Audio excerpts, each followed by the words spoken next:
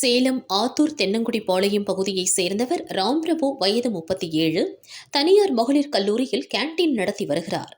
அவரது அக்கா முகந்தி, வயது 40, வீரகனூரில் வசிக்கிறார். அக்கா தம்பி இடையில் சொத்து தகராறு இருந்ததாக கூறப்படுகிறது. ராம்பிரபு வீரகனூரில் உள்ள அக்கா வீட்டிற்கு சென்றார். இருவருக்கும் தகராறு முற்றியது. திடீரென முகந்தியை சரமாரியாக கத்தியால் குத்திவிட்டு ராம்பிரபு தப்பி ஓடினார்.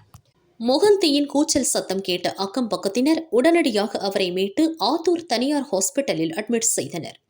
விஷயம் அறிந்த முகந்தியின் உறவினர்கள் சக்திவேல் மற்றும் கோபிநாத் இது தொடர்பாக ராம்பிரபுவை கண்டிக்க சென்றனர். நரசிங்கபுரம் ஆட்கொல்லிப்பாலம் அருகில் ராம்பிரபு பதுங்கியிருந்தார்.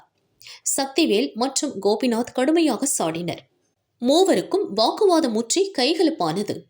எதிர்பாராத விதமாக திடீரென ராம்பிரபு கத்தியால் சரமாரி தாக்குதல் நடத்தினார். இதில் கோபிநாத் மற்றும் சக்திவேல் படுகாயமடைந்தனர். தப்பியோட முயன்ற ராம்பிரபு மீது எதிரில் வந்த அரசு பஸ் மோதியது. இதில் ராம்பிரபு ஸ்பாட்டிலேயே உயிரிழந்தார்.